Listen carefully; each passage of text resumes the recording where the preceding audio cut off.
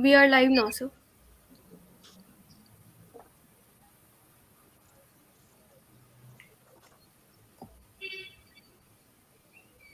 Raji, do you want to give some quick opening remarks? Then Sunil ji can follow.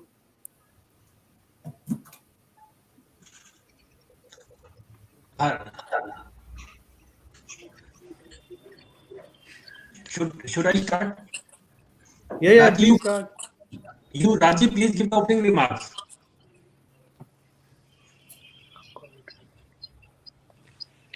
Good evening, friends. First of all, I welcome you all in this today pre-budget session, and I welcome all the uh, members present here. And now I request Mavia to please brief about all our uh, panelists and chief guest, please. Thank you, Rasid. So I welcome all the members. Today's webinar is on the topic pre-budget discussion, and our chief guest is Mr. Rajeev Talwar ji, and we have guest of honor Mrs. Poornima Joshi ji, and our course mentor C.A. Seem Chawla ji, and we have C.A. Sunil Garg ji as a course moderator, and our panelist C.A. Baldev Raj ji. Now I request C.A. Sunil Garg ji to carry forward this webinar. Thank you, Mavia. Thank you, Raji.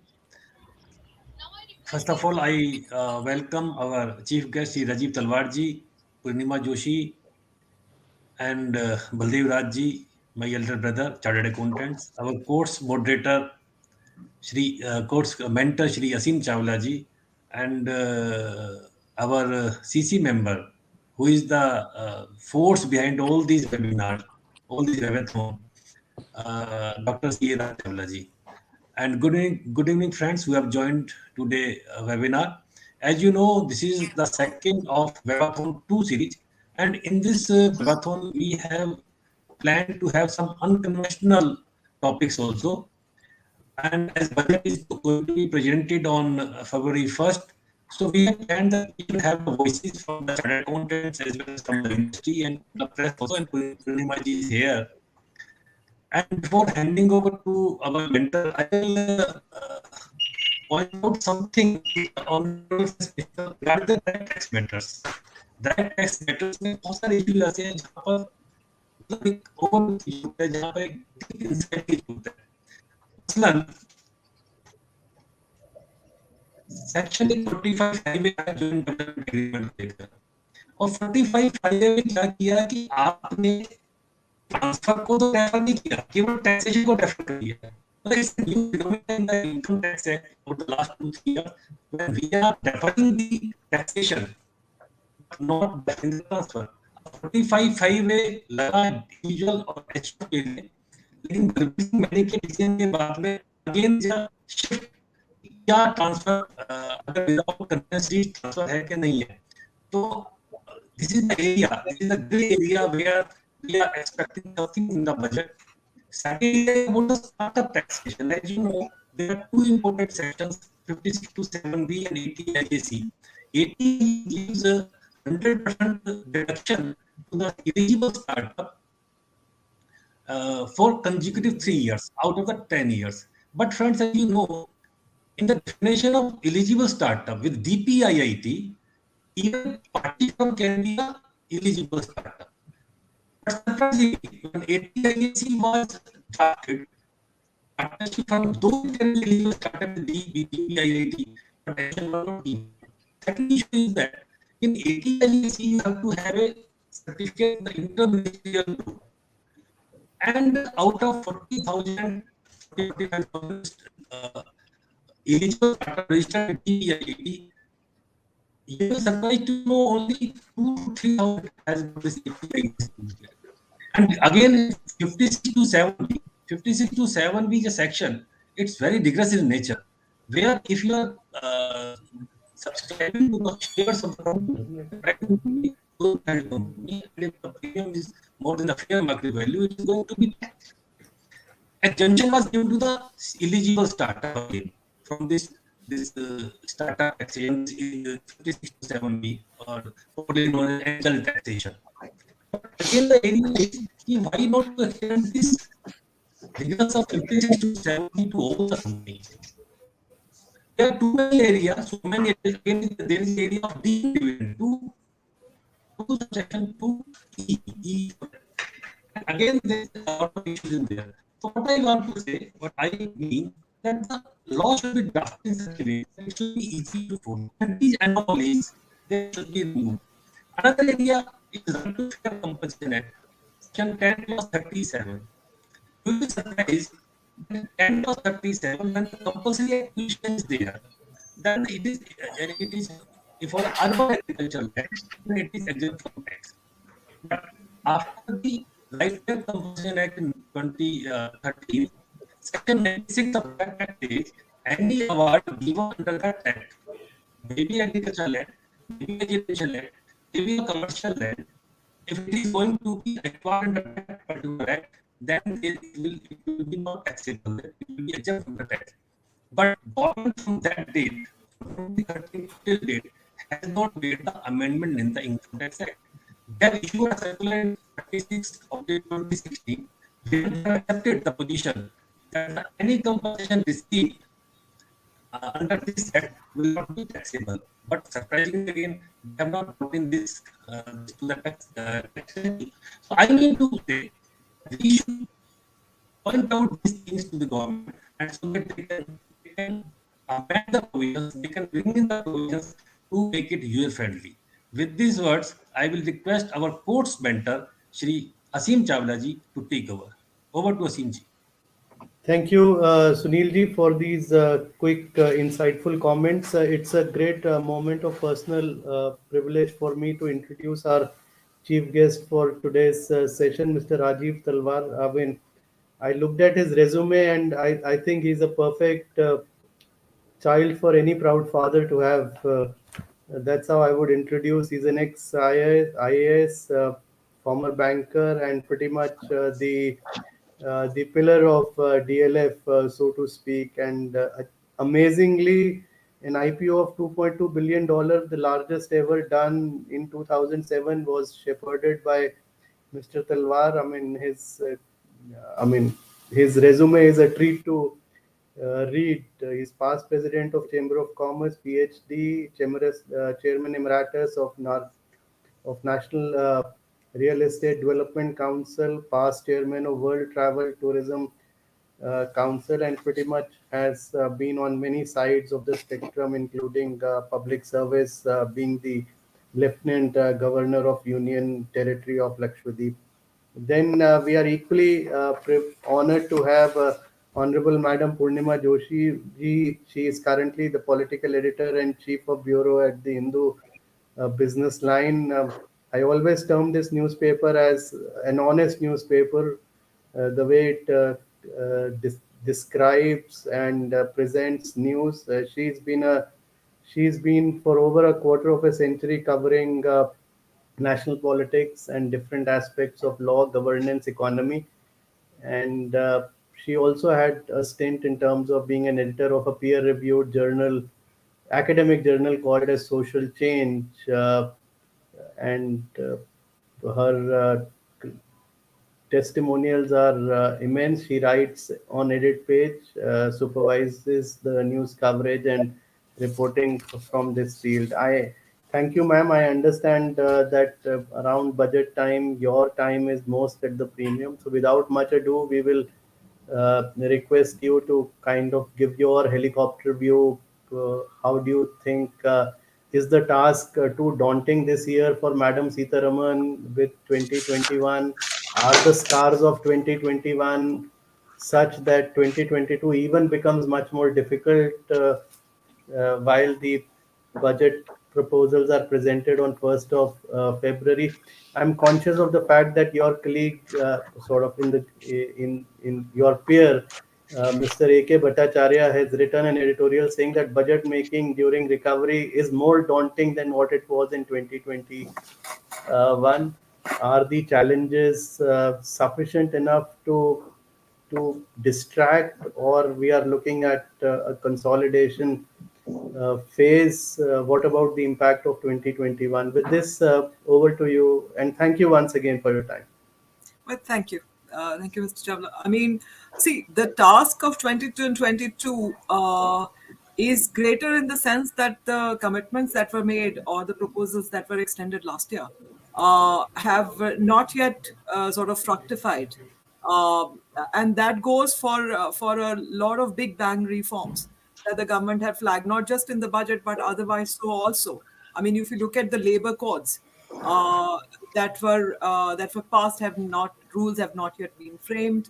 The complete chaos that happened in the farm laws sort of rollout, and then they had to be repealed. So the focus really is on announcements that were made, whether it's about asset monetization.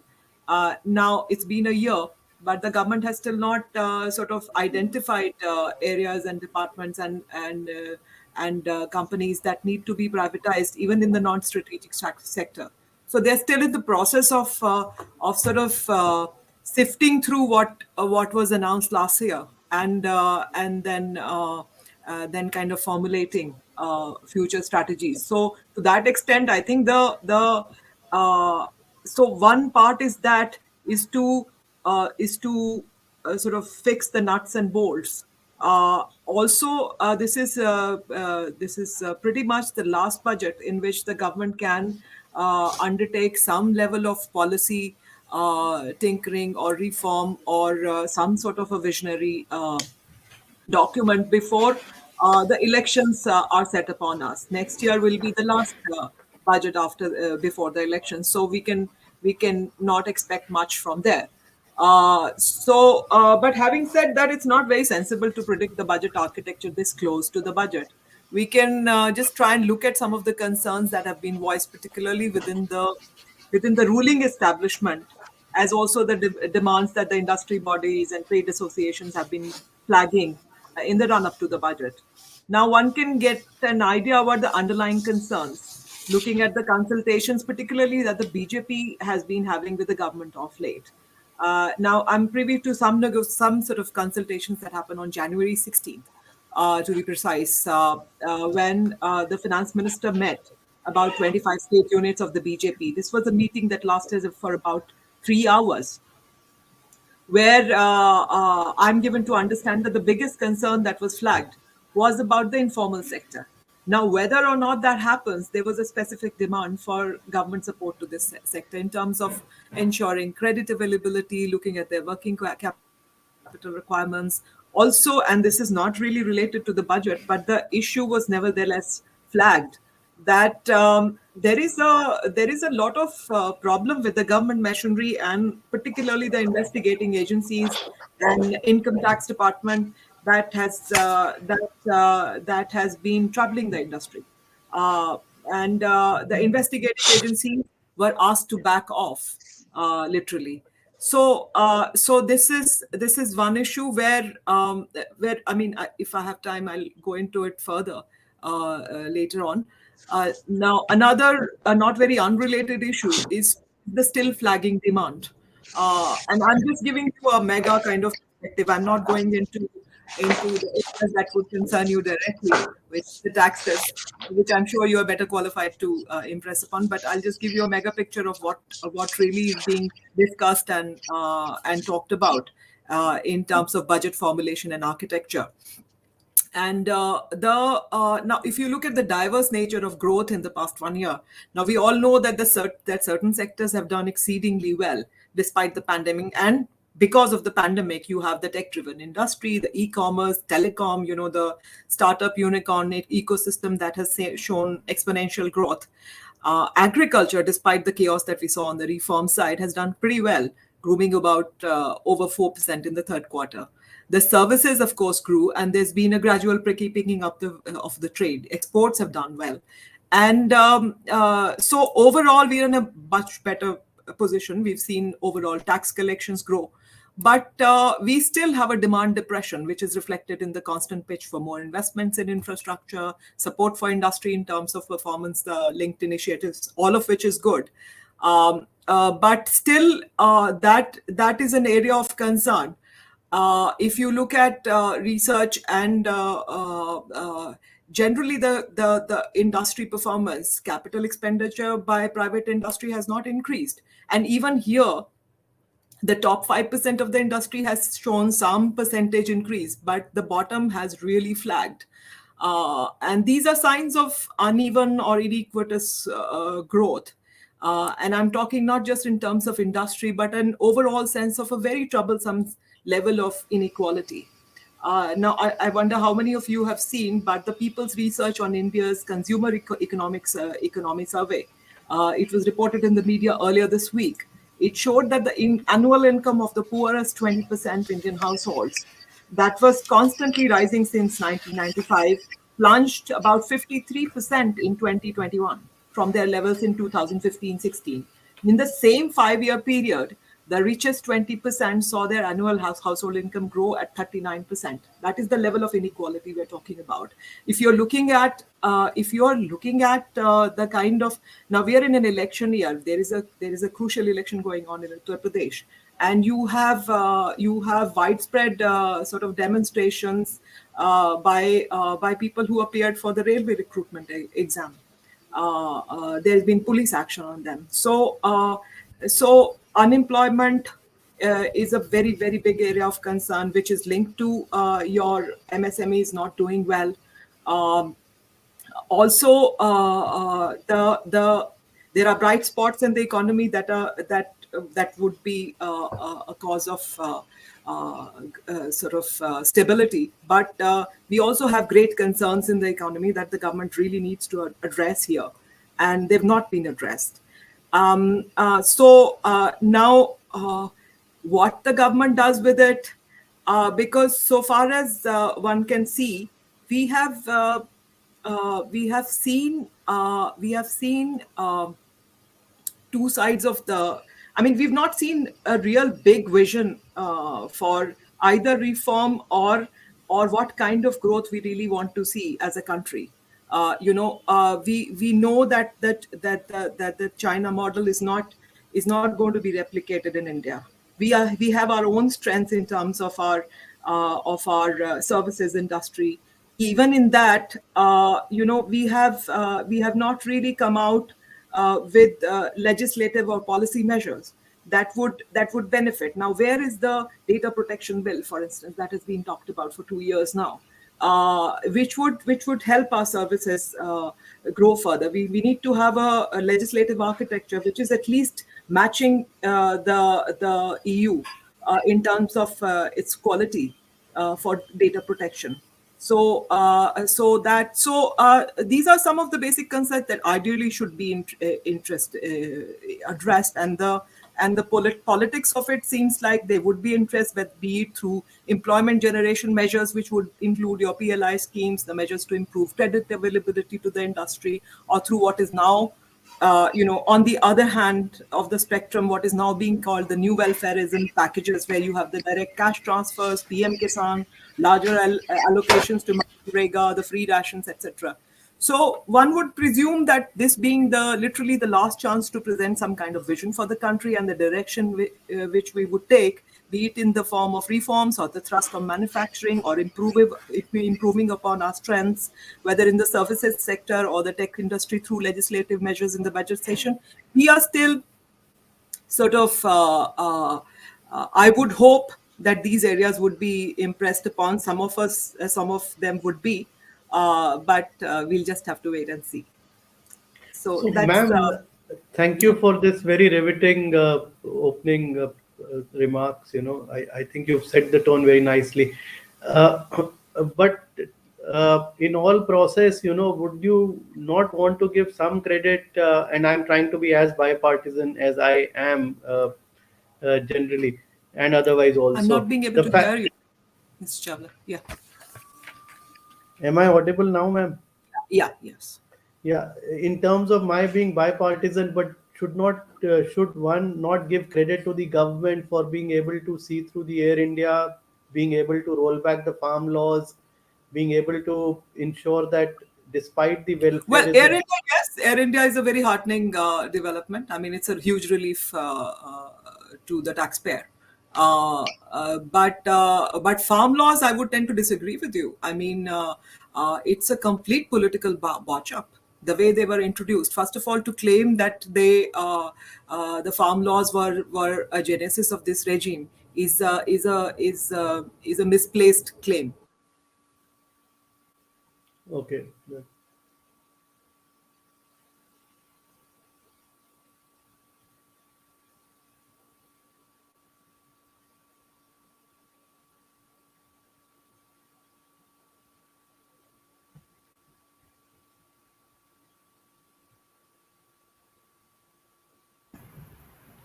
There's no sound at all now.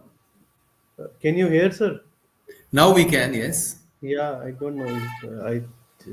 I don't know whether Google's decision of getting into Airtel is really helpful for our part of the nation, but so be it. I'm Ma'am, sorry.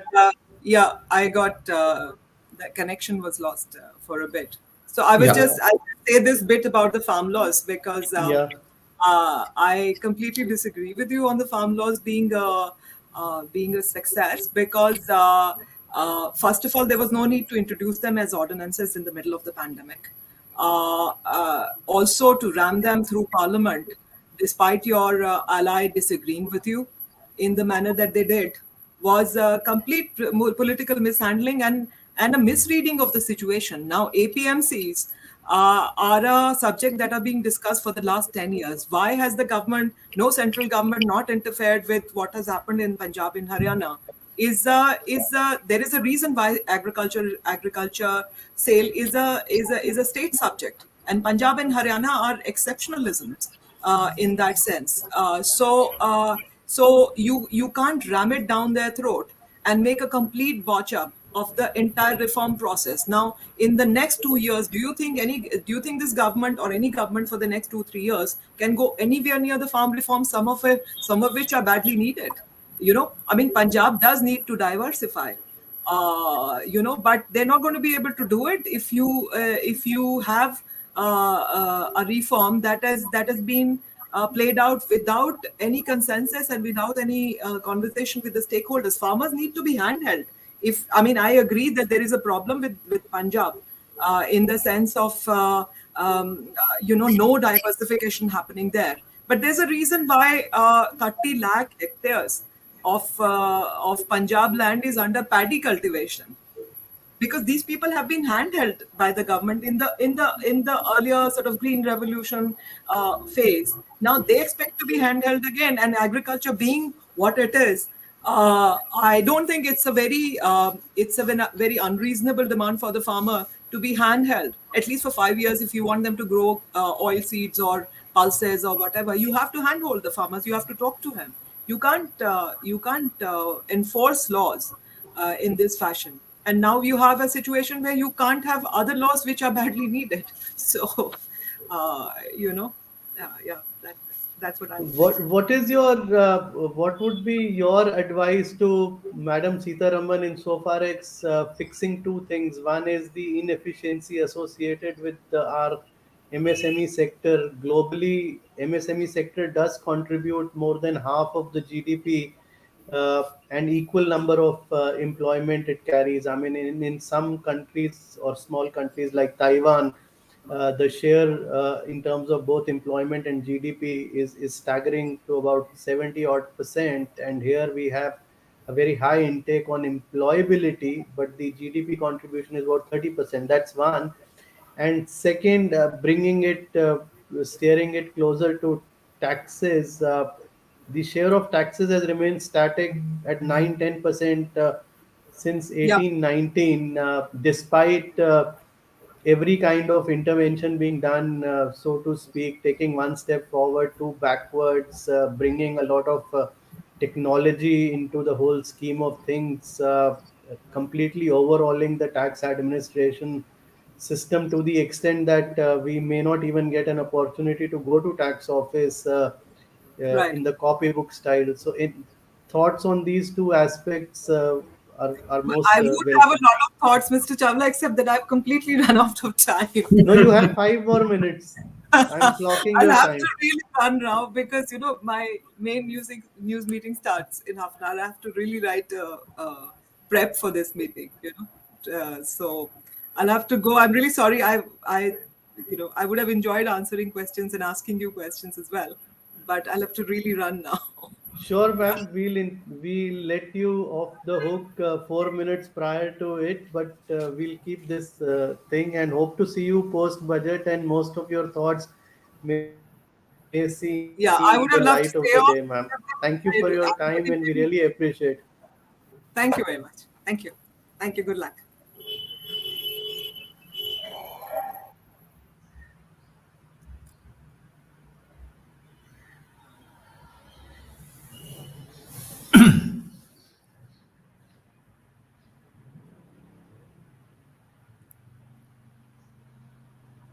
Asim, you're of the air.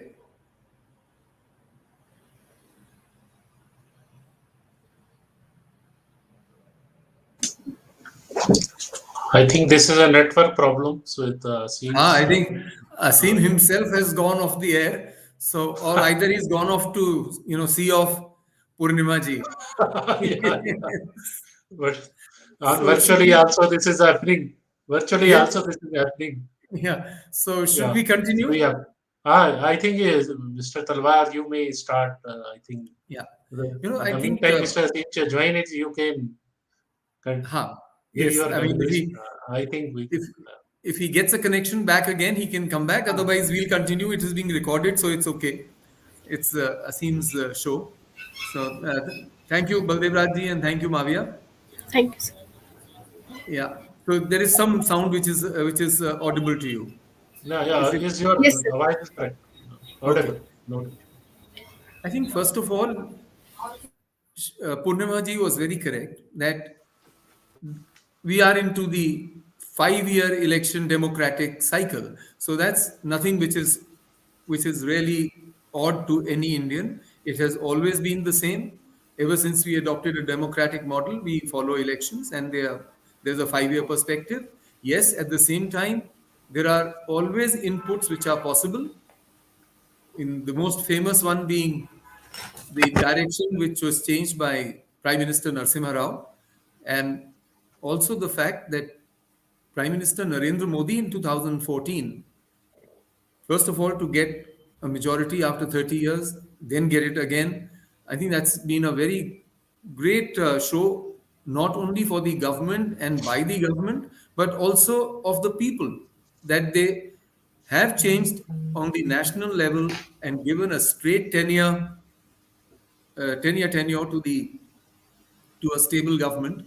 And the fact that we've actually come through these 2 years, 2020 as well as 2021, and we can still discuss that what is the long-term vision, what is really needed by the country in the future. There are a number of, I mean, Purnamaji is a very well-known journalist and very experienced journalist, and therefore, as we all Indians know, we can always debate that which are the things which need to be paid attention to and which have not been paid attention to. But I think very much like Asim, that where he was saying that we've come out of these 2 years scathed, bruised, but we can still talk of stability, we can talk of low interest rates, we can talk of a huge amount of digital payments which have taken over, new systems which have come into being. We've come through a period where 42 unicorns have taken place. There's a startup revolution happening.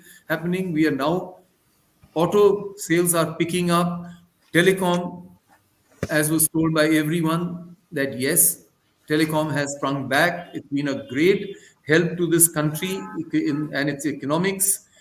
We've got the MSME sector. There's changes in the defense manufacturing which are taking place. There's a huge capex on infrastructure.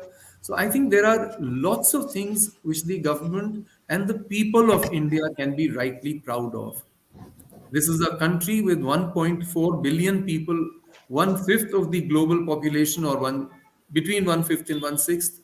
I think it's a great achievement the way we've come through it. Yes, in the paper which has been prepared and which has been circulated before this by Asim and everyone, I think there are issues which Indians would always like to address.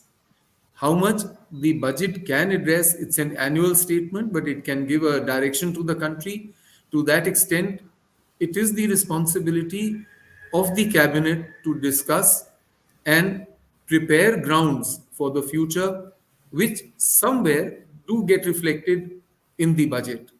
But like Ms. Joshi was talking about the farm laws, I think a lot more work needed to be done. I think we all miss someone like Mr. Jaitley who could be behind the scenes. The major parties do have such persons, and the absence of such persons leads to a problem. So while highlighting the role and the reforms which have taken place even in finance, whether it was the GST, whether it was the faceless assessment, and such things have happened. So there has been a great movement ahead in the government, and I think we all need to, we really all need to acknowledge that the finance minister has passed her test by fire. If we can talk of some kind of stability, that itself is a very great thing. I mean, these pandemics could have led to total instability. Please look around. Look around to the west of us. I mean, till West Asia. Then how many countries are stable over there? What's happened to Africa? What's happened to South America? I mean, what's happened to US? I mean, look at their healthcare model and how it has performed during the last 2 years. And you had the presidency change in the US going into an election year where it was expected that at the beginning of the year it was expected that the seated president would be a favorite, and look at the way it has changed. So there are lots of things which are happening around the world where, as in India, despite the call taken for the farm laws, which everyone says were required but probably not prepared for, and also not talked about or discussed with the major states, and therefore they were even had to be repealed and recalled. So there is there are things to be done always in this country. We were a less developed and a poor nation to begin with. We've come a long way from there. And it is now that, yes, we've clocked the $3 trillion economy, but all the same, there are glaring issues which need to be tackled in the budget. I mean, your paper has brought it out very well that whether it is poverty, whether it is inequality, the major economic reforms, and the big uh, platform which we need to address, which we need to come through successfully, is the unemployment problem. That we need to have jobs, jobs, and jobs to be made in this country. We have a demographic advantage. It should not lead to any kind of unstable actions by any part of the population, the young especially. And there we need to come through with some solutions. And I think that is something which will be covered in the budget immensely. It might be that they were, I mean, like Ms. Joshi mentioned, that yes, there have been discussions with the states and the informal sector. I think not only the informal sector, that's one, gender participation is another. There's also this rate of savings which has been badly affected. The savings with people have been badly impacted by the last 2 years. And despite the fact that I think Asim and the team of intellectuals working with him have said very well that there are various government schemes which the government is trying, whether it was direct benefit transfer, whether it was the ABRY, Atal Kalyan Yojana, Street Vendors Yojana, then GKRA. All these have been tried. The government is, I think, doing its best, but we need to be much more innovative in the government itself. And this can only be done not only by the chambers and the people who are in the chambers. For instance, if all of you have read the Economic Times today, there's a very good article by Ajay Sriram which covers a lot on agriculture, but primarily on sugar and sugar mills, but these are items which need to be highlighted to the government round the year, so that thinking and the span of attention of people who are making policies, who are going to work on the budget over the year, have some attention span which they can devote to such problems. Agriculture's come off very well. I think tax collections are buoyant. Credit growth has been good, and infrastructure and structural reforms are required, and the impact on informal workers is very great. So what I am really hoping for in the budget are, let's say, a portion A. We need, in the long term and in the short term, to have immediate attention paid to something like education, health, housing, infrastructure, where the role of the government has to come in, state as well as the center, but more than that, role of the private sector and private investment. Since many of you are chartered accountants, I hope in this talk, Yes, yes, sir. I think you would be knowing that there's a lot of wealth in India. It is, at least I hold that, and we've been saying it for 5 to 6 years, that all the people who are meant to pay taxes do not pay all the tax that they should be paying. And that is the reason why our tax collections, I mean, it's a surprising thing that I think in 2014 we were barely 14 to 16 lakh crores. We've now gone up, and hopefully we are somewhere near between 22 to 30 lakh crores. But is that really correct? How do people exist in cities? And we are expecting that by 2050, 80 crore people will be living in cities. Now, if we don't make new cities, you will imagine the kind of problems that we will be seeing. And you will have plenty of articles, plenty of intellectuals who will be talking about the environment, about water availability, about good air and the air quality index. We will have industrial pollution. So, all these are the long term visions which people need to work over. And I hope that even on short term basis, education, health, housing, infrastructure will be given attention to in the budget, and a lot of private investment avenues should be opened up, so that people not only have some kind of investment opportunities but get good returns too in in their pockets, and for the benefit of society and for the benefit of each family. And you definitely need, I mean, I can give you one example which has happened.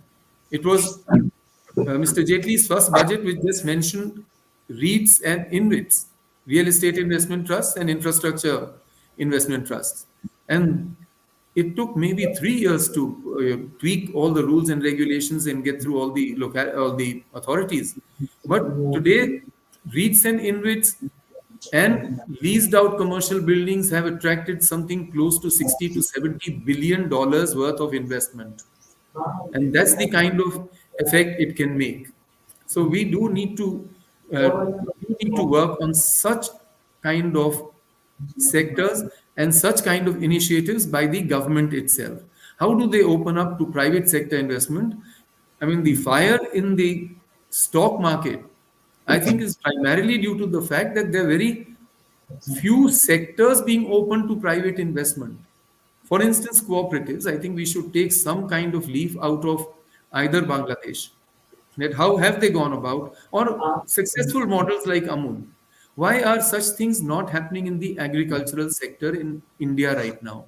That if the farm laws could not be implemented and there was a communication gap somewhere, then if three cows and a person owning three cows can, over a lifetime, be a part of cooperatives, and we become the largest producers of milk in the world, then why is it that we are not trying to take some measures which work with small land holdings and micro land holdings like we have in India, very fragmented ones, and involve people in a bigger cycle.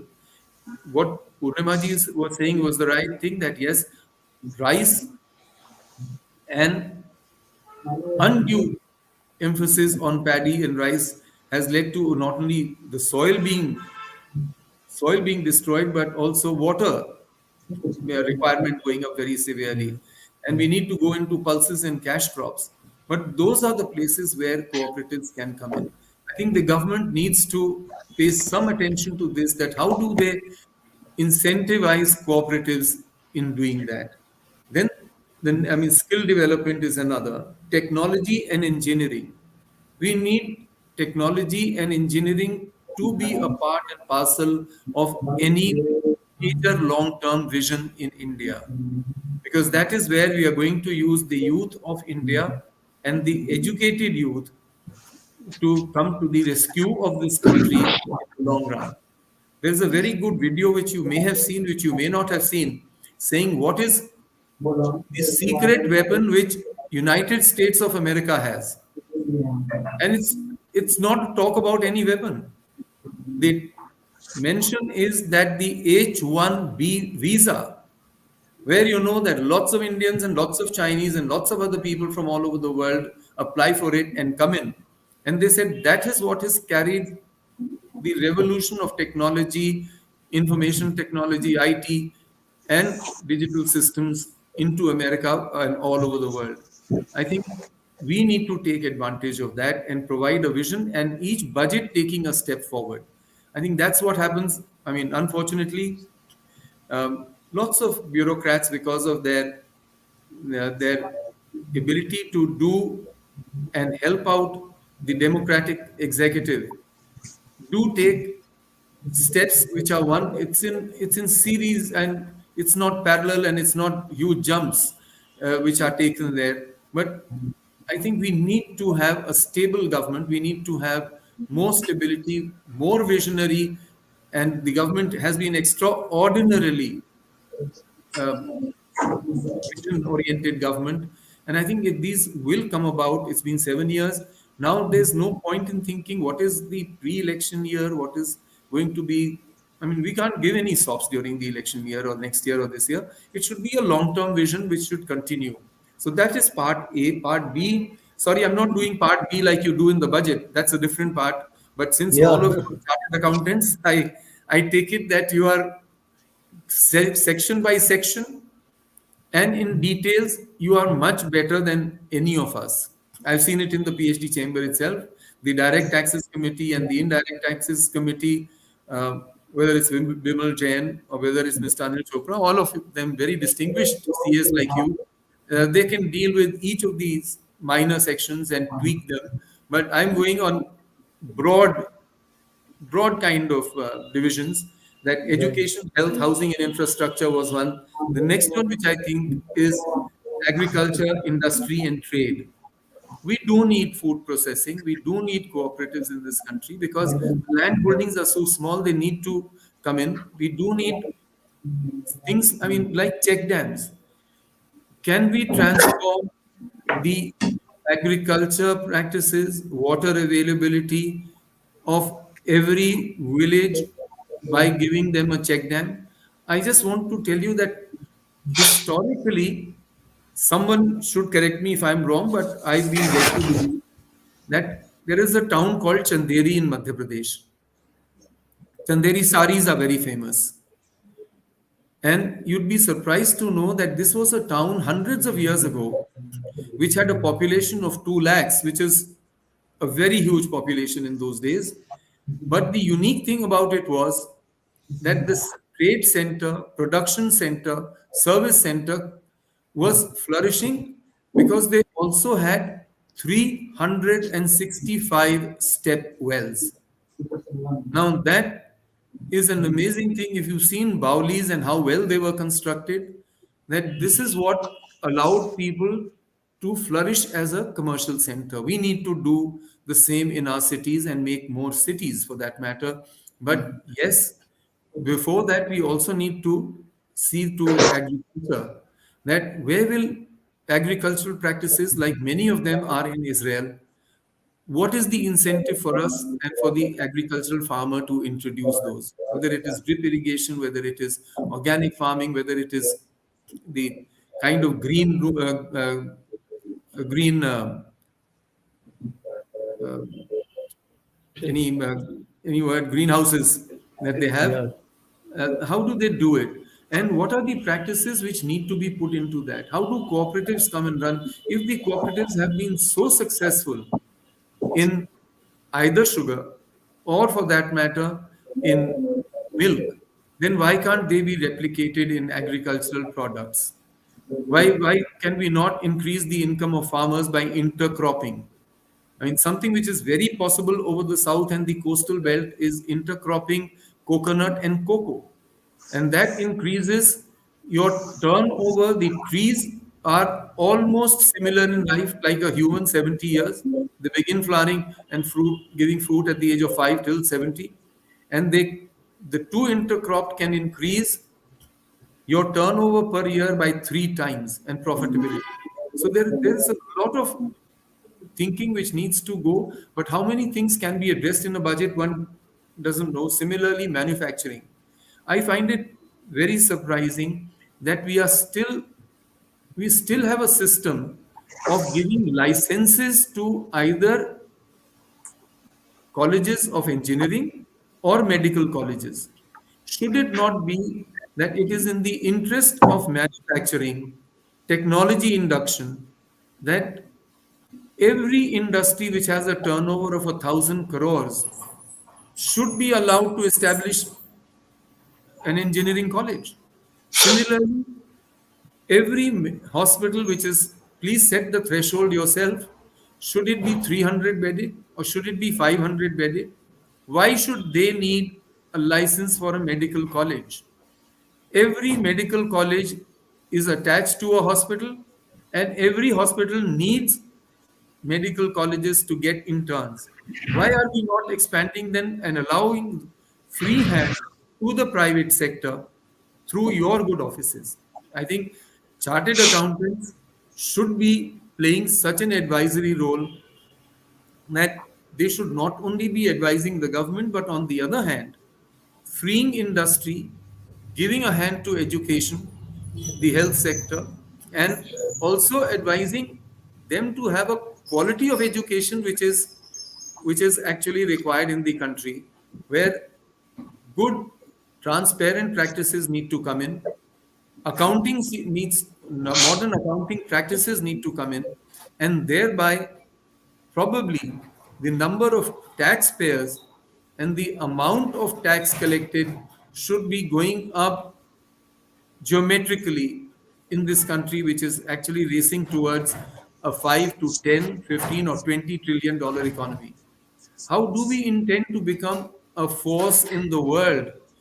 It's not purely by being the harbingers of peace all over the world, a society which has got a family fabric, and many other places that fabric all over the world is breaking while it is existing in India. And to what a great advantage that we have as a family. How do we now promote tax practices, tax returns? How do we promote that MSMEs, they go and get such incentives that they are able to induct technology and actually go ahead and produce goods which are required by Indians? There's so much of development coming all over the world. What we actually call jugaad is something which is not just a hit and chance kind of thing. This is actually a lot of innovation which is called for in every little MSMEs, as Asim said very well in Taiwan, that it is something like 60% you said their contribution, and Yeah. India has reduced to 30%. Please, we all know, and we are talking of MSMEs.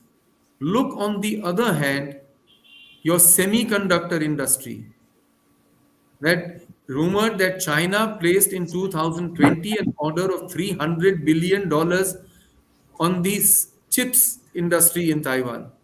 The fight for Taiwan is not that little island and therefore it's a great launching pad for anything. The fact is that that island country has become a base for the chips industry and is doing marvelously well. On the one hand, you have all the powers of the Quad which are trying to protect it. On the other, we all know that there is a fierce intrusion or gaze of the China mainland on that island.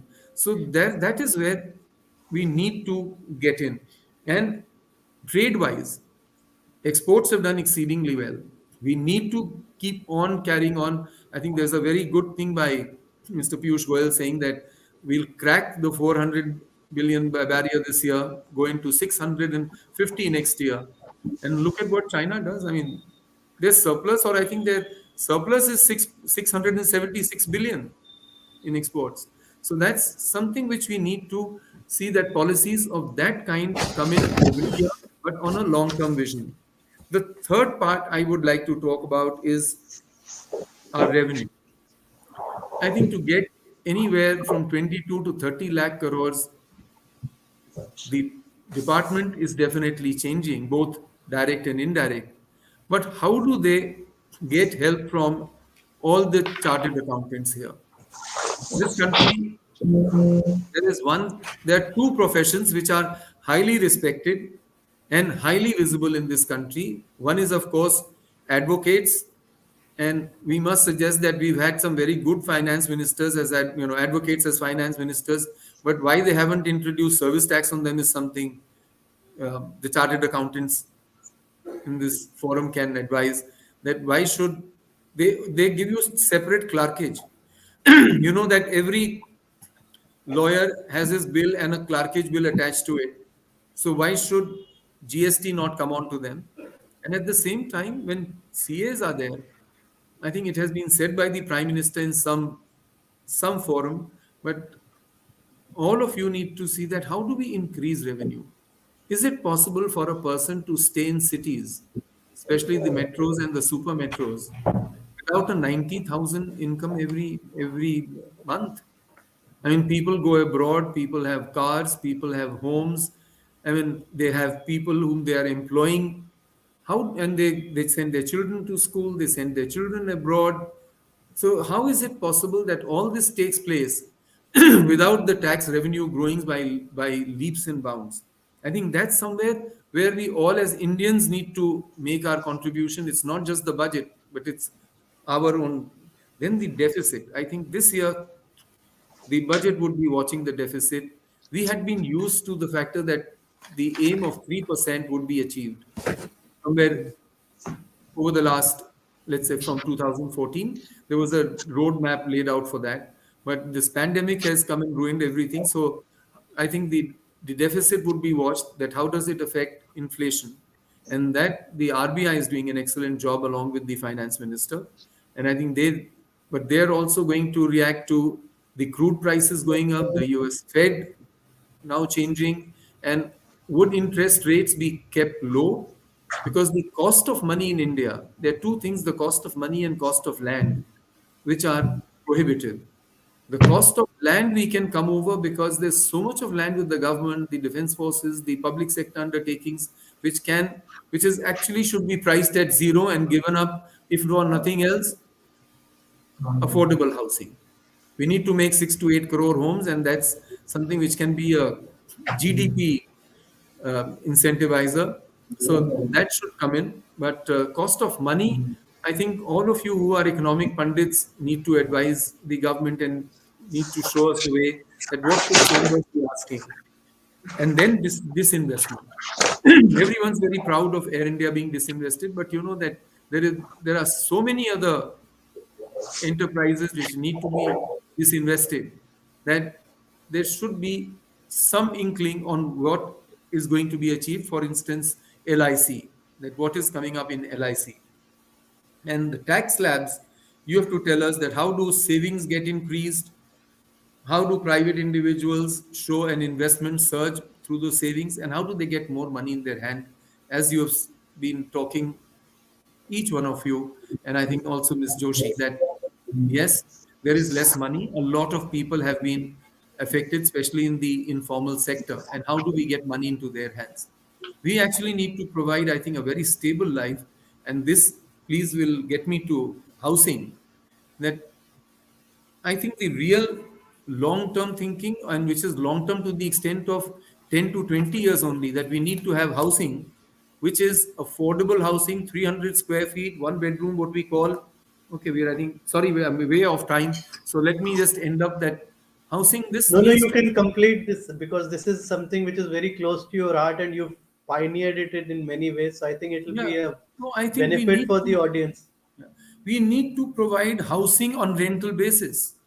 If a person, I frankly believe that the kind of migrant flow that we saw in the last 2 years, and with lots of pain to the families, I think we could have all avoided if they were not staying in slums and unauthorized colonies. Let's give them a rental house of 300 square feet at 50 rupees rent per day, which is 1500 rupees per month. But look at the impact it will have on electrical dues and electricity connections, water connections, gas connections, but most of all on women and the girl child, and education, if we are able to provide them, and the private sector will provide them with an optical fiber cable network and smart cities, what we are thinking of. I think we need to get so much of technology into the housing sector at the lower end that it can be virtually a revolution in the world itself. So I am quite certain that, give incentives to everyone, lower the tax rates. I think we need to liberalize. We've seen a great change in India in the last 30 years, starting from 91 and till 2021-22. There's been such a change, there's been such a great leap forward in the economy, but it has still left our aspirations way back. So there is a lot of aspiration, especially amongst the young, and this, thanks to our longevity of life being provided now, thanks to at least some good healthcare, good education, good practices.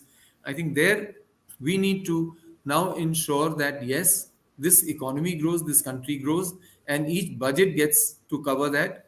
And as far as individual sections are concerned, I'll leave it to you that whether it is, you know, savings on home loans, whether it is SEZ policies, whether it is extending the benefits of affordable housing, tax on notional income. I mean, all those need to change, and ITC needs to come into a number of things.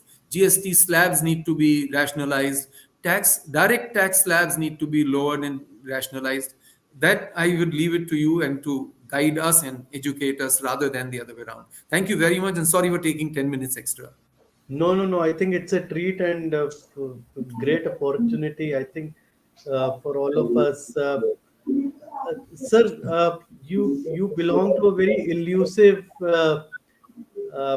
if I can say, cadre who've been on both the sides as somebody who's been in public service and is still a captain of industry, and at the same time we are witnessing a lot of flip flops over the last few years in terms of policy making, and in India budget is still a event. In fact, one of my clients wrote to me from the East Coast when was asking for a time, and I said, "Well, first is India's tax proposal," and I wrote in the mail in inverted commas, "It is still a, still a it's still not a non-event day, unlike in the Western world." Do you think budget in India should also be one of those usual days, like pretty much when you look at big plans in corporates or in government, you said something and then everything is autopilot? Why every year we have this too much of fanfare, pre-budget, post-budget? As a tax student, I can tell you it takes quite a while to get over with the changes in the finance bill, and then there are amendments to the bill itself, and then finally the act comes, and by the time all this happens is June or July, and by the time you really understand all these changes, you're almost halfway through the year. Correct. So yeah, so do you think budget in India now it has time come and we are a ripe, mature economy there, that budget should be a non-event for our country? Yes, I think, it was a big event precisely for the reason that we are a poor country. And I think we continue to be into a four-stroke model for a car rather than those modern cars. I mean, the future cars will be no four-stroke engines. They will be all run on batteries.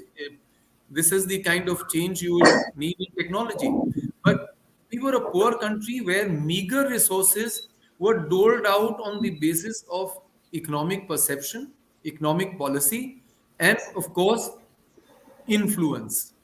So it was that if one rate goes up, the other one comes down. If to bring down any other rate, you had to raise taxes on the other commodities. So that's what the juggling was going on.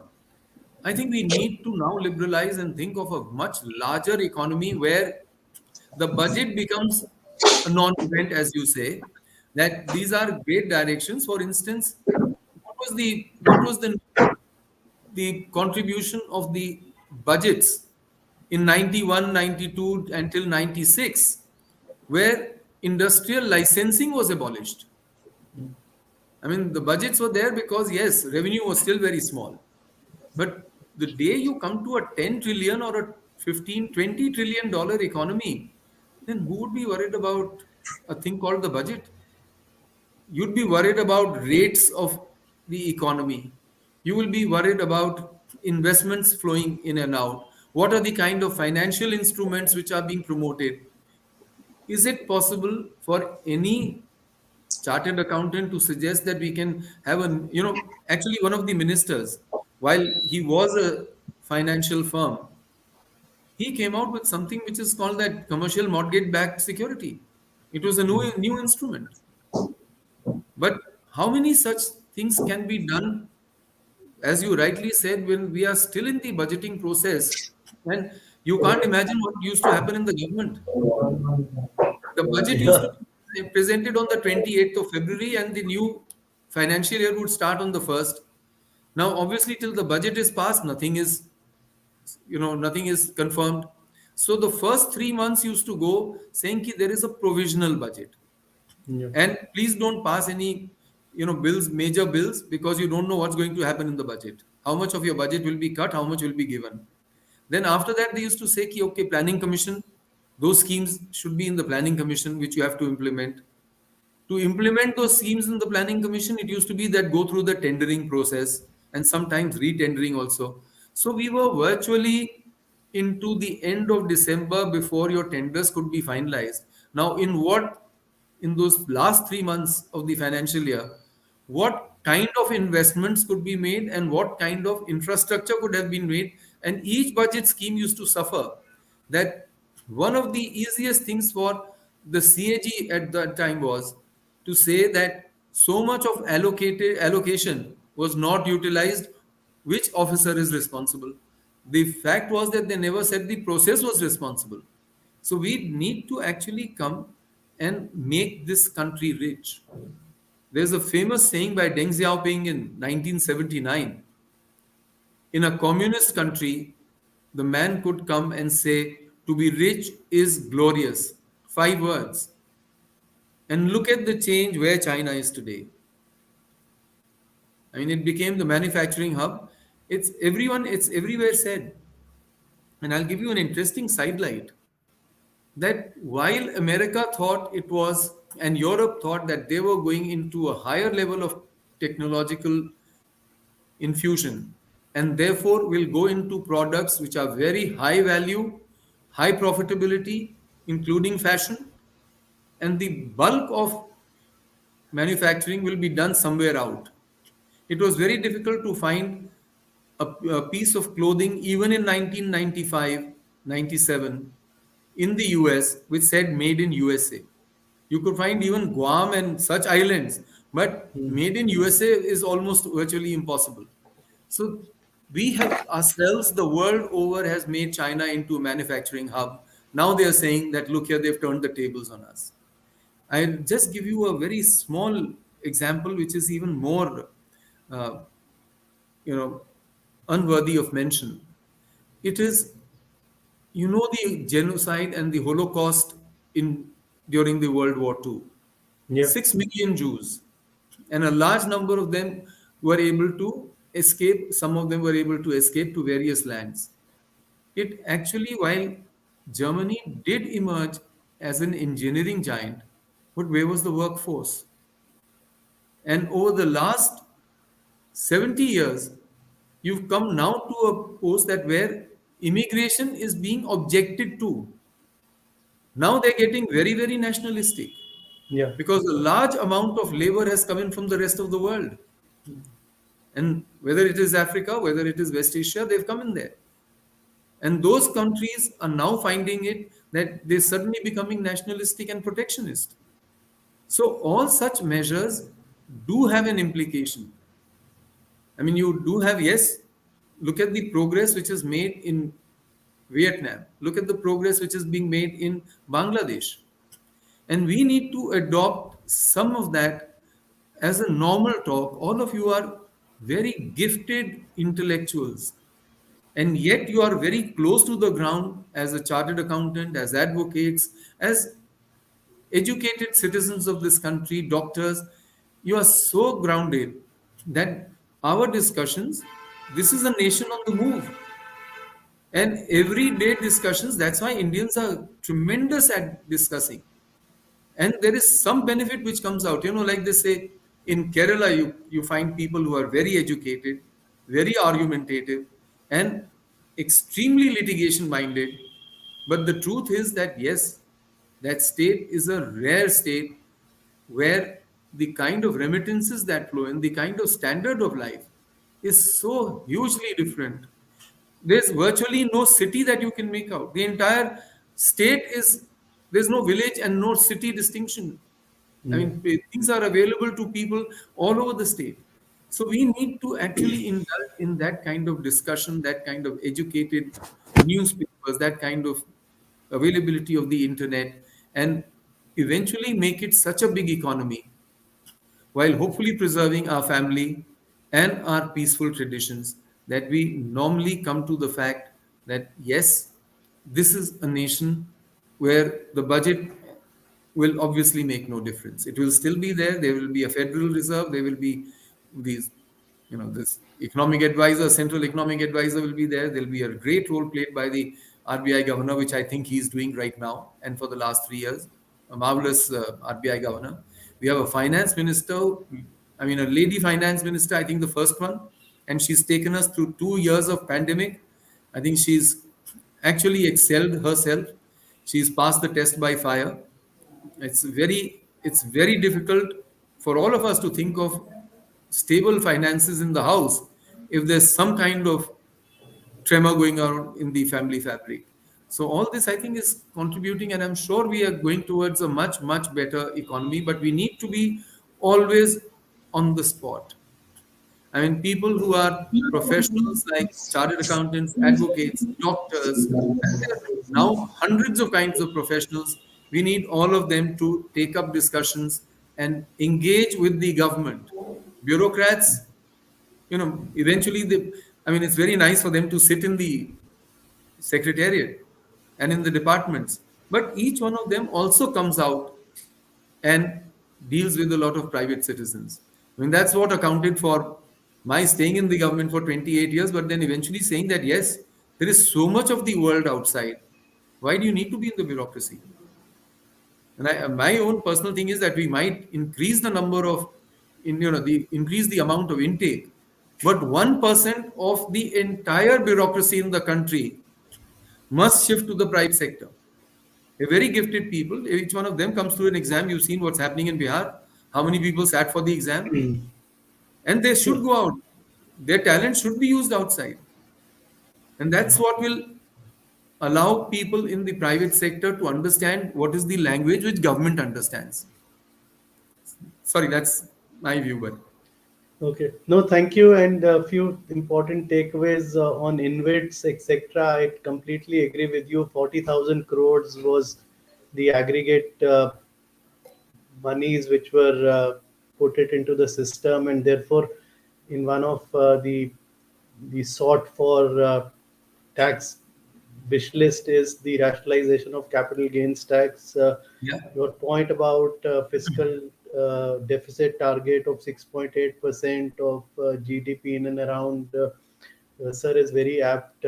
I have one question before we move on to our technical speaker of the day, Mr. Baldev Raj, who's a known chartered accountant and has pretty much curated a list of some headline items which I'm sure have gone past consideration of the tax planning legislation, TPL wing, and North Block.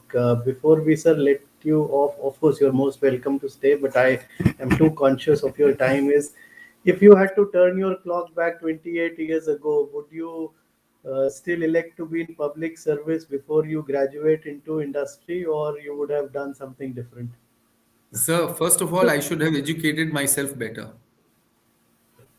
That time, I mean, either I should have gone and become an engineer, or actually, I would advise everyone. It's not only a regional language or Hindi that we should be proficient in.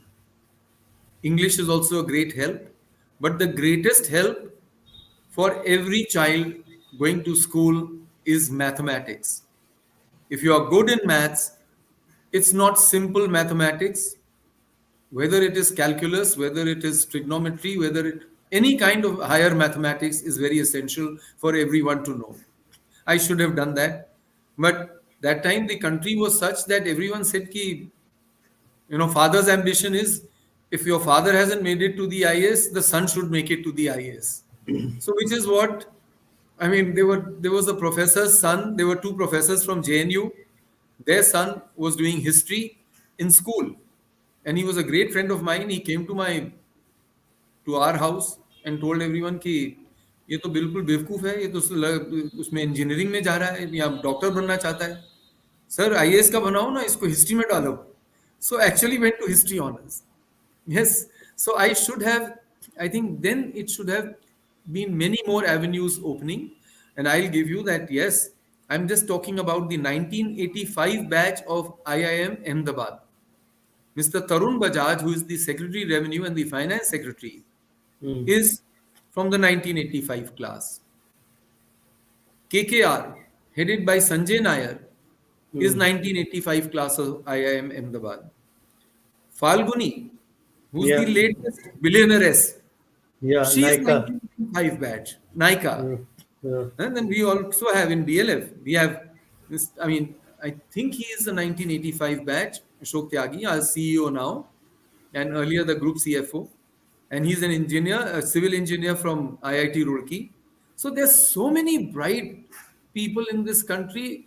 I mean, the cricket team doesn't come from the city of Mumbai and Delhi anymore, or Calcutta. You'll Yeah. find one there. I mean, you have a great, whose father died, Virat Kohli. I mean, he passed away before he became the captain. You have Dhoni, who's a legendary captain over there, from Ranchi of all the places. So, see the kind of talent that is available in India. I think we need to nurture that. And, well, whatever you call the accidents of history, that Buldev Raji, sorry for taking up so much of your time.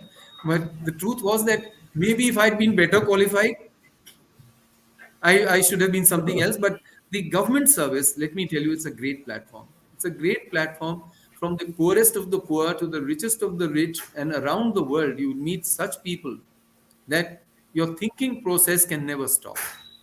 It's the greatest contribution to a man's brain that every day he meets a array of people who give him something new to think about. And it's certainly time not wasted, but yes, it's time for many people in the government to step out and increase the two-way traffic. If that happens, this country would be different. Like Singapore is very different. They take people, but they take them at very high levels of payment. Sometimes the president of Singapore will not be getting a salary that some professional who's inducted into the government. So I think we Yeah, hold for the thank you. future, we hold a much greater promise. Well, father's ambitions are insatiable, all that I can say. uh, Yes, with this, sir, it has been a great honor for us and for me personally. It's always a treat to, you know, to share insights and to learn from your immense wisdom. Without much ado, we will now move over to Baldevji. Baldevji, I know you have a very long list of what the TPL department should be doing or by now may have done. Of correct. course, this year there was no halwa, but I understand laddus were circulated. So let's hear from you in next maybe 20 odd minutes. What is that you wish? I understand that all this is being done on a very big backdrop. The overhang of the MMK reassessment matters and judgments have been pronounced by a lot of courts. Uh, I understand against Allahabad High Court, revenue is moved up in SLP. You've got Rajasthan pretty much also following the bandwagon of Delhi, Calcutta, uh, and other high courts. So that's a overhang. $1 million question is, and I know we wanted to discuss reassessment at the end, but let me sort of stump you a little. Is there a likely chance of law getting amended and overcoming all the fanfare of Manmohan Kohli's revered decision? I mean, I understand among seven lawyers who addressed the Delhi High Court, I was one of those seven, but I'm just asking or sort of putting you in a spot. Do you think revenue is going to tweak this up? Maybe you can answer at ease. Apart from that, I think let's hear from you for the next 20, 30 odd minutes. Yeah, please. Okay. Baldevji, all Thank yours. you. Thank you, Simji. There is rightly said about the part B of the budget. Part B, which Mr. Talwar is talking about. We are now discussing about part B. Right, There is we have discussed about the whether, as you rightly said, it is a yearly matter of budget is required, or it should be a long-term planning, long-term budget, or budget in one time for 4 year, 5 years, 10 year, long year. It should be that is a should be a thought of the government also. This every year should not be a this thing, and the for industrial point of view and the professional point of view, if it is a long-term budget and no every year need to be review the things and plan accordingly by the industry as well as the professionals also. Now come to the points which we may discuss. There's what is the possibility of the budget? It's very difficult to discuss about the what on 1st of February it will come. But what we are thoughts of the what we are discussing amongst the professionals and what industries which is looking for and what is we feel it is an important part which may likely would be a part of the budget. It is not exhaustive list, but some of the points which is, in my view, we may have highlighted and discussed with my colleagues. First point, I this is in the pandemic, there is always a social services, social responsibilities are being fulfilled by the industry as well as the NGOs and also the company point of view, the corporate social responsibility (CSR). These expenses are incurring at a lot by the companies also. Earlier, this law is required to make a provision. There is a provision and there is further mandatory provision, and this need to be incurred by the company or directly or indirectly. And however, but the law is make a restriction of the liability of the expenses of the CSR under Section 37, which is restricted in nature. But the people, companies bypassing it through that, they are not directly incurring the expenses. They are doing through the trust and or getting a 50% of the exemption reduction in the computation of their income. This is applicable only to the corporate restriction in the corporate. Non-corporate, there is there is no corporate social responsibility. This provision is there on incurring expenses, but there is a commercial expenses are there, which is still is allowable in my view. There is no restriction on that. So at par in the playing field, that's a corporate social responsibilities restriction should be waived off, and these expenses should be allowed under Section 37. This is my understanding, and this is a need of the hour from the industrial point of view. So much expenses are being incurring on this, and they should get the benefited also when there is a mandatory expenses and the legal requirement is on to them to incur those expenses. This is a first thing which I feel is a part of this our budget should be. Simji, So, I but can go one by, or we will yeah, yeah, discuss you this. can go. You can go one by one. I just wanted to know on that issue of deductibility. You think the phrase of 37(1) suggesting expenses incurred for the purpose of business is sufficiently wide encapsulated? Because I understand that in law prior to this, the definition 37(1) phraseology was expenses incurred for the purpose of earning profit. So with the widening of the provision, which is currently the way it is phrased, you don't think that there is any specific amendment which is required? No, you see, it's a specific require. Is it a wholly and exclusive required? Is earlier it was the if the expenses incurred wholly and exclusive for the business, but it's Right. include the commercial expediency also. It is not the always on the profit only. It may be a Right. social in the welfare of the employees also, welfare of the state also, or localized pupils also, for the development of environment also. They are also being allowed earlier also these expenses under 37. But now the restriction is specifically marked out in the act itself. It is not allowable in CSR expenses. The restriction is the CSR expenses. This year says only corporate expenses. Corporate is has to provide it in the P&L, and they have to make a provision and also incur the expenses, and they have to make the disclosure also in the financials. So once they are disclosing, this expenses has been restricted and not to be allowed. That is Singh I understand from this. Okay. Please carry on. Now the second issue, the pandemic expenses which are being incurred in the medical over the period in last 2 years, pupils are incurring expenses and they don't have, some pupils don't have in the funds to incur these expenses. Once they don't have a funds to expenses, definitely they have to get the help of their pupils around them. Then the other than the NGOs, pupils are helping them. The employer is also helping them, or once these expenses are being helped from the employer or other than the help of employer, uh, then these expenses are being treated as per section 56 to 10 is deemed to an income in the hand of the recipient. A recipient has an income, then the government has, Ministry of Finance has come with the press release on 25th of June to 2021 with a release that those type of expenses will incur with the help of the other than the relatives also, which will be not be treated as an income in the hand of the recipient. And moreover, the not only the medical expenses in the aesthesia, if we help to the family of the COVIDs after the death of the person by the employer or non-employer person, other than the NGOs are helping them, then these also not to be taxed in the hand of the recipient.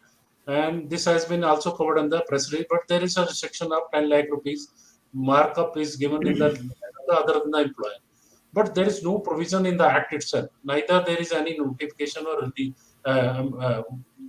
there is anything come out of from the finance ministry or from the allowability of expenses of these.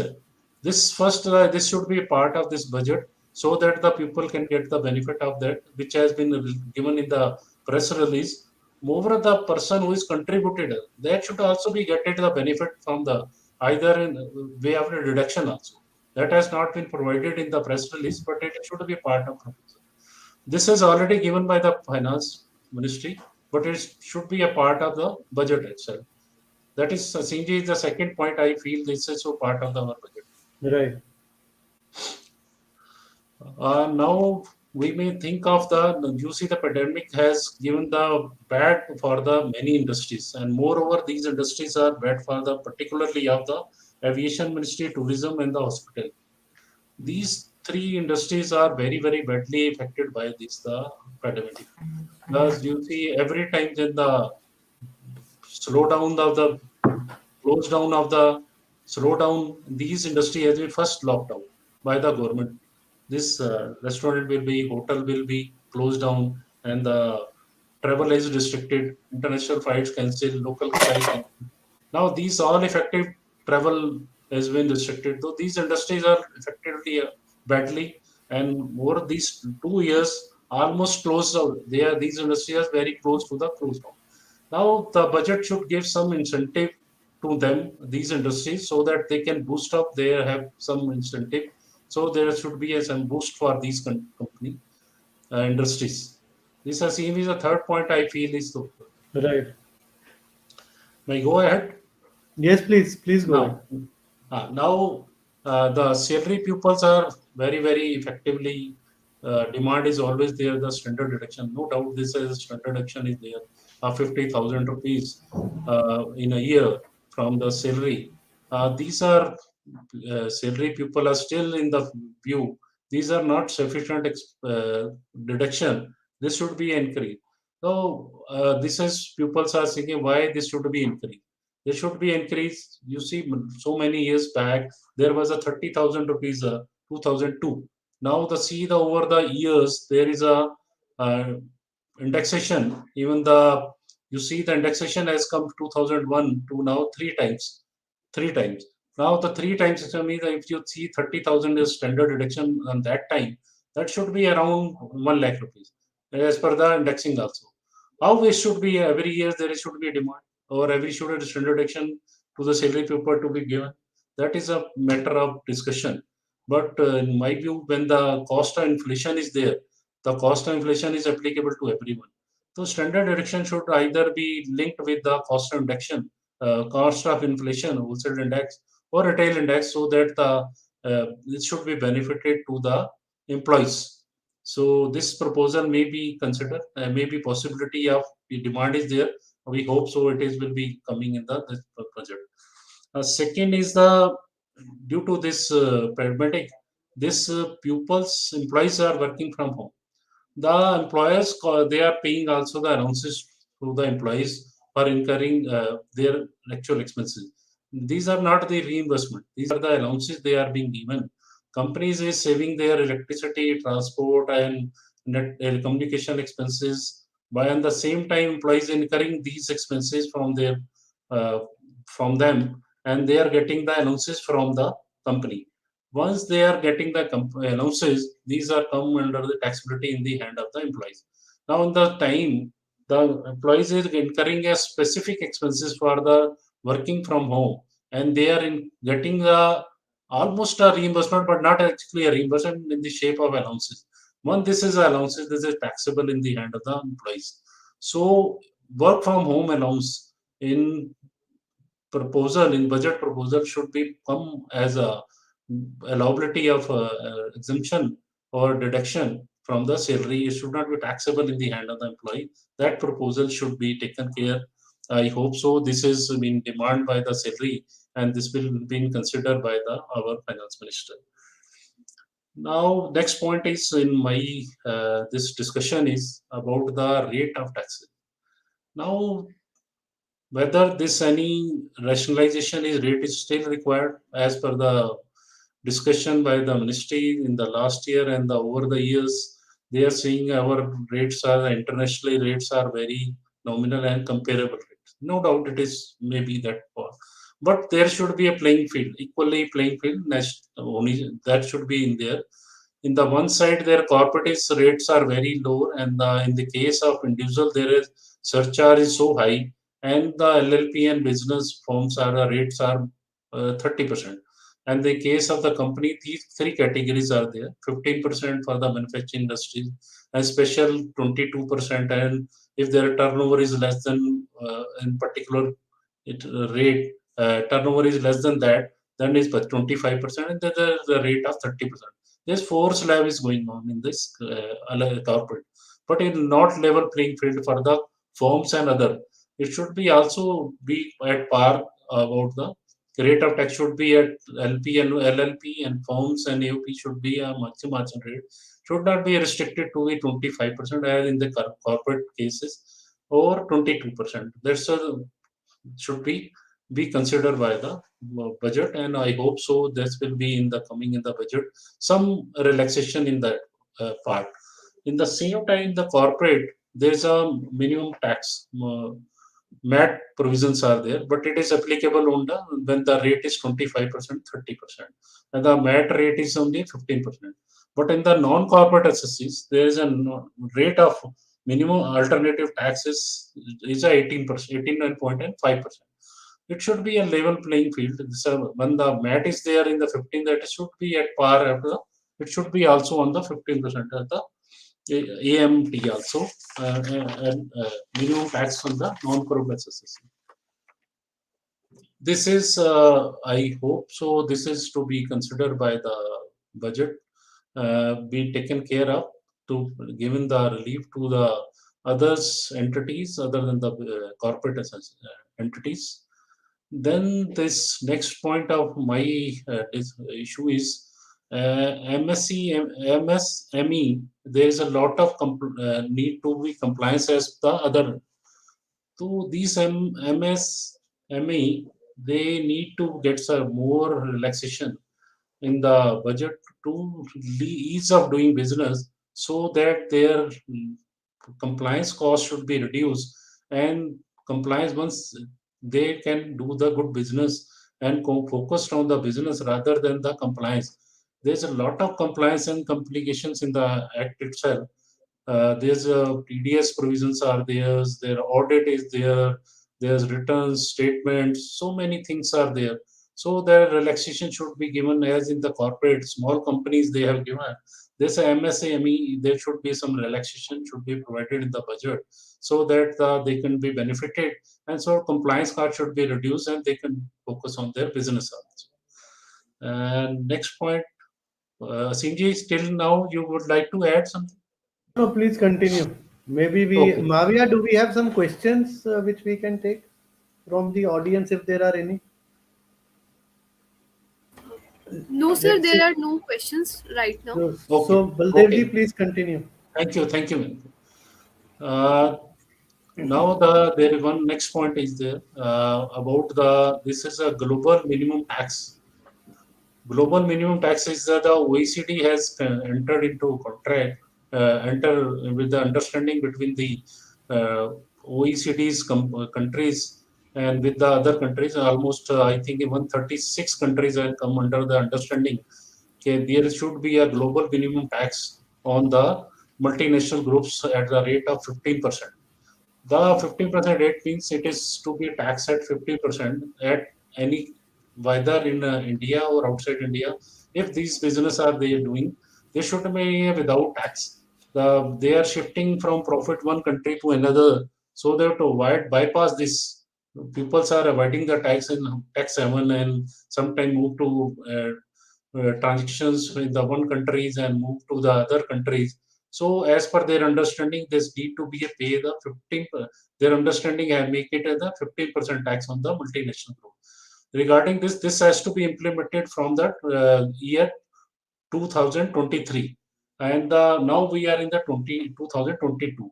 So in budget, this proposal, this is need to be incorporated in the way so that this understanding between the this OECD countries, India has agreed. Now this has to be incorporated so that the multinational group companies or enterprises should pay a minimum tax of 15%. And however, there some countries are not agreed or participated in, but India has already participated. So India should have to include these proposal in their finance budget regarding the minimum tax. Next point is relating to the transfer pricing. My issue is about the transfer pricing. What is a transfer pricing? We know it's a transaction, international transaction between the associate enterprises. Now, in the pandemic time, there is a so much business is defective. All industries are not going good, and some are very good. Just like medical industries have done the good, getting a good revenue, and communication industry is also getting the good profitability. But other businesses are affected a lot. So once it is affected a lot, then international transactions and the comparables also have been affected. Their business profit has been also affected. International transactions may be affected because of this pandemic. Now the OECD has come with the detailed guidelines on the pandemic. So about it should be some direction in the COVID time, the profitability and their comparability and their transfer pricing, uh, reporting and the comparability. Now we feel that this finance budget also incorporate these also in the transfer pricing issue, which has been addressed by the OECD regarding the COVID-19 effect. So if it is to be at par in the international phenomenon, it is to be taken care by the finance minister in the budget, so that it help to the our industry also to unnecessary litigation should not be there, and it should be avoid the taxability also, unnecessary tax, which is notional tax, which we are talking about. This is a not actual profit, but it is a comparable notional tax which is being taken. So this should be given relief to the industry so that they can be benefited this transfer pricing provisions.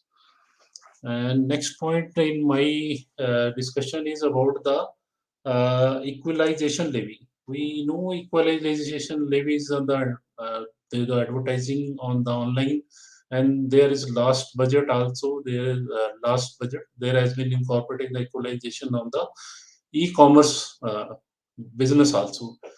Now the e-commerce business is also is there, but in the this view is not about the my provision. My issue is only the tax is being paid by the international group, and they are not getting the benefit of this payment of tax in India under the equalization levy, because this tax has not been covered under the double taxation avoidance treaty. Once it is double taxation avoidance treaty has not covered this tax, they are not getting the credit. So there should be a make some provision or make a arrangement. So they part of the act income tax definition, and so that they can get the benefit of the taxes which is being paid with the India. And second point is relating to the equalization levy is, as per the provision of the equalization, the appeal is available only in the case of penalty is being imposed.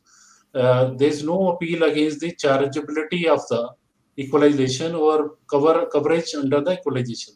So there should be a some incorporate in the budget so that equalization levy, the even chargeability section or coverage section also be to be a appealable part.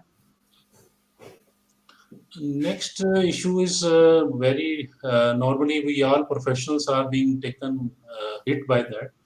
All professional professional, those who are the partner in the firm, they are if getting the salary, remuneration or interest or share of profit. We all are aware. Share of profit, if it is getting from the firm, it is not taxable. That is, we allow, and the salary and the interest is taxable under that business. Now, issue is not the taxability or exemption. Now we have a concern about the taxability. There, the audit part. Professional are subject to audit if their receipt is above 50 lakh rupees. This receipt include the remuneration and interest and the share of profit also. This is because it's all are income from the profession only, and is chargeable under the head profession business only. So there is a lot of litigation is over the period. There are notices also coming to the professionals. They are getting only a professional receipt as a remuneration only, and they are and share of profit, and they have like department issuing the notice for their why they have not got the tax audit. So there should be some ease of doing business, and because there is no major issue is there, the when the person is a professional is a partner in the firm and getting a remuneration only. So there should be a exclusion from the tax audit under the section 44AB. There should not be any वरना tax ने cover note दे दिया auditability coverage of the auditability. है cover There note should be cover any note they exemption should be दिया है available. तो वो क्या कहते हैं मन्नू के Now the next point is about the reassessment provision, which is Asimji talking about the whether this last year this High Court judgment has come also, and the department has filed the SLP before the Supreme Court. Whether we are feeling there is any likelihood of possibility there any budget amendment in the act to nullify those judgment. this is very difficult to say it is to be nullified or not, but department is definitely trying to make it possible to give the effect of that. What is the effect of that is that there are a lot of notices have been issued after the 31st March 2021 relating to the assessment year, earlier assessment year, without following the procedure under new law 148A, and treated as this is a follow the procedure provided under earlier Act 148. This notices have been issued after 31st March, but normally they are issued before the 30th of June, as per the notification, as per the notification issued by the board. Sorry, CBT has issued a circular under their taxation and other law relaxation and amendment certain procedure act 2020. A notification is issued on the 31st March 21, which date has been extended to the 30th of April 21. Again, this date has been extended to the 30th of June 21. This and these two notification has been taken care challenges in the code. These whether these notification is a valid notification or the notices which is issued under this carb of extension of date is whether it is a valid notice. These court, Allahabad High Court and Delhi High Court, and detailed discussed about these the provisions and the notifications and the issue of the notice, and held these are the invalid notice. These are the not valid under the eyes of the law, and they have uh, given the relief to the SSC. But there is a lot of cry in here. The department is taken now to the Supreme Court, and the pupils are the view and the understanding there must be some coming of the any provision under the act itself, so that they may reverse this effect of this judgment of High Court, so that the department can continue with these notices under 148 to treat it as valid notice, and the proceeding may be continue as a reassessment proceeding.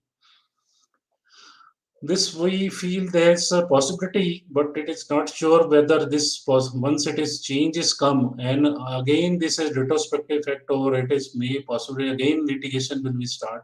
But I feel their department definitely will try to get it amended so that these notice come under the purview in the validity and also the safeguard of the revenue. So save there is a lot of revenue loss if this notice has been scrapped under these judgments. Second is a department CBTT has issued the notice this instruction on 10th of December 2021 under section 119 of the Act. These notice has been issued to instruct to the assessing officer to upload the information, verification report uploaded information regarding the assessee escapement of income, or this escapement of income related to assessment year 2015-16, those 2015 and 2016, as well as 2018-2019 assessment year. This seems to be a very clearly, this is a 3 years is completing on 2022 of the assessment year 2018-19, and this 6 year is completing about the 2015-16. Once this is the intention of very clearly by the board instruction itself, so that it should be incorporated in the act itself, so there should not be any litigation about the whether the reassessment proceeding is for the 3 years of the old the section, those old assessment year before the 21-22, and after 21-21 this is a 10 year is applicable only for the those year which is commencing after 21-22, not before that, and both are remain 6 year, and that's clarification should be incorporated in the act so that the avoid the litigation to in future. The next point is about the trust. Is trust in the case of trust, what happening is when any assessee is violating the provision of section 13, then this section is violation of the 13, the whole exemption of Section 11 is being violated. AO is deemed treated as there is a violation of Section 13. So the SSC is not gets the benefit of the Section 11, 12. So the whole income is treated as that's other than without the benefit of 11, 12.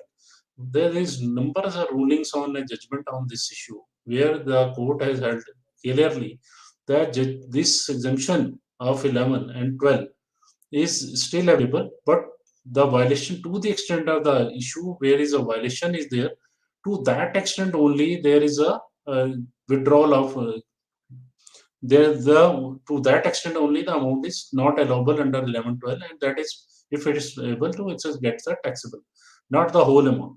To avoid the further litigation, another thing, the board budget should have incorporated the provision under Section 13. So clarify only in the clarification so that in future there should be a void of a litigation with no need of any further litigations. And further, we all professionals are aware and know we have a litigation on the when the return are being processed.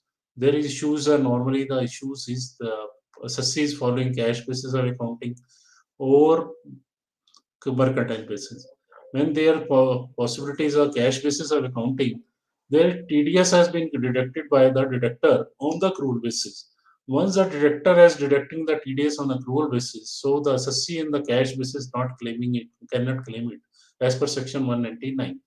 Once it is not claiming as a reduction under 199, then there is a carry forward or this TDS and getting the TDS credit in the year when the income is being offered as per 119 section 199. So, but when the CPC is processing the return under 143.1, they are not giving the credit on these TDS deducted in the earlier year. There is no doubt if the form has come now. This form is in.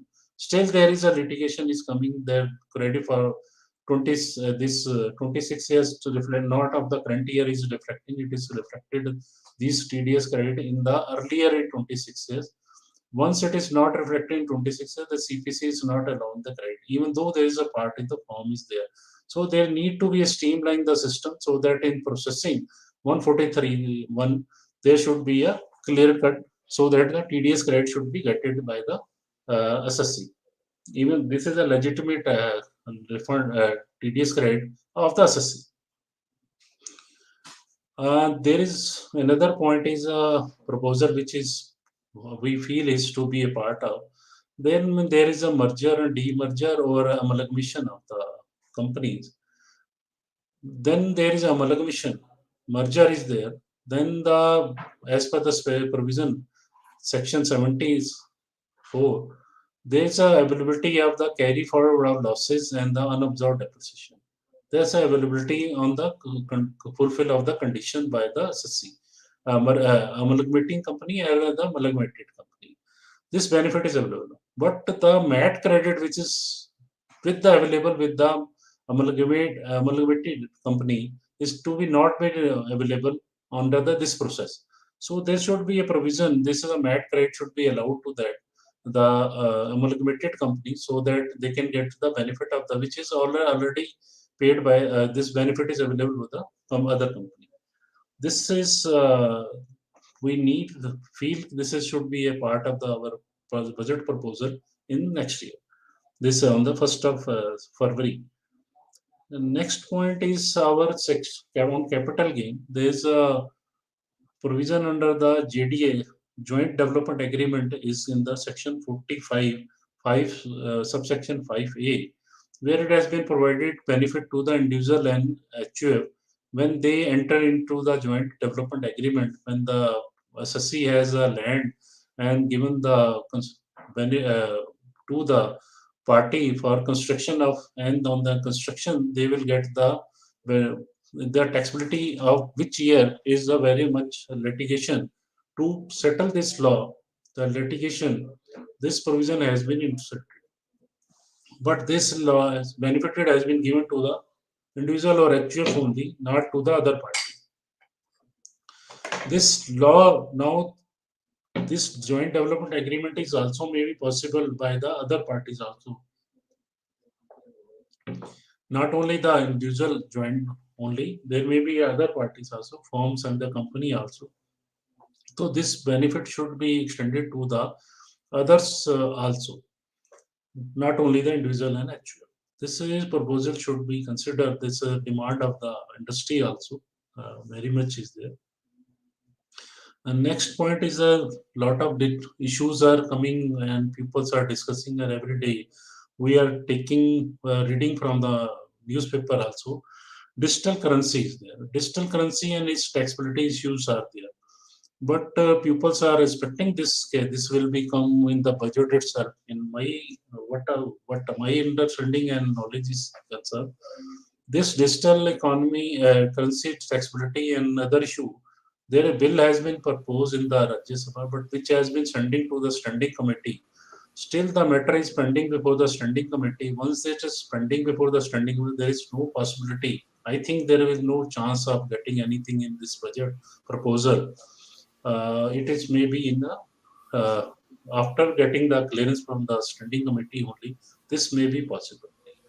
And one last issue in my present discussion is about the nowadays 143. This is not part of our list, but I have a one view issue.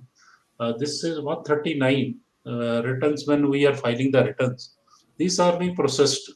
Now the one after the processing, before processing also, sometimes the SSC is well aware of there is some mistakes are there.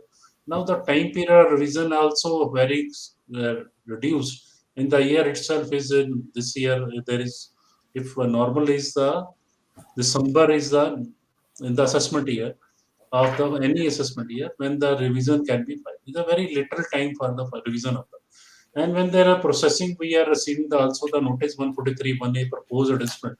Very reasonable mistake and illogical mistakes have been done by the SSC. But this make a lot of effect on the taxability, and addition is made, and the where litigation is start, people are filing appeals, and there some should be some proposal of there to pass the not only the revised return, there must be a rectification mechanism should be provided that so the any normal rectifiable apparent mistake can be rectified by the SSC, not by way of revised return, but any other mode of procedure should be followed. Either rectifiable return may be filed or other. This provision, if made, is a lot of litigation. Nowadays, if you see the more than 50% of the returns is being filed only on the addition made under 143, which is a normal mistake made by the SSC, or the CPC is not understand the concept of that. These all provision which I feel is relevant for which we may feel it's maybe a part of our budget proposal. This is my view. This Thank you. CP is from my side. Please. Yeah. Thank you, Baldevji, for your erudite exposition. I think in the interest of time, I will now defer it to Mavia for a hearty vote of thanks, not only to you, but to begin with for our chief guest, Mr. Rajeev Talwar. Personally grateful to him for his time on a Saturday evening and unhesitantly acceded to my request at the first instance, and equally to Madam Poornima Joshi in absentia, the head of bureau chief of Hindu Business Line. Her editorials are remarkable both in terms of precision and the sheer uh, ever elusive, rare art of able to put a, a long issue in small sentences, unlike us, where we use whereas, provided, notwithstanding, in as much as. I think uh, it was a very fulfilling deliberation, a little different, as Mr. Garg said. The intention in Webathon 2.0 is to bring topics which are unconventional, bring a breath of fresh air, uh, help in widening our horizon, making us realize that how much we know and how much we need to know. With this, I hand it over to Mavia, and thank you, Baldevji. Hopefully, we will have you back Thank you, uh, sir. budget also once the proposals are announced on Tuesday, coming 1st of February. Thank you very much for me to invite me, Asimji, for this Thank you. deliberation. It is the first time I pre-budget discussion I participated. Really Yeah, obliged for giving me opportunity. thank you. Thank you, Baldev ji, for your wonderful deliberations. And I would like to thank our chief guest, Mr. Rajeev Talwar ji, and our guest of honor, Mrs. Poornima Joshi ji, to join this webinar. And I would like to thank our course mentor, C.S. Seem Chawla ji, and our course moderators, C.A. Sunil Garg ji. Above all, I would like to thank C.A. Raj Chawla ji to organize this webinar. And thank you all the viewers for to attending this webinar. Thank you all.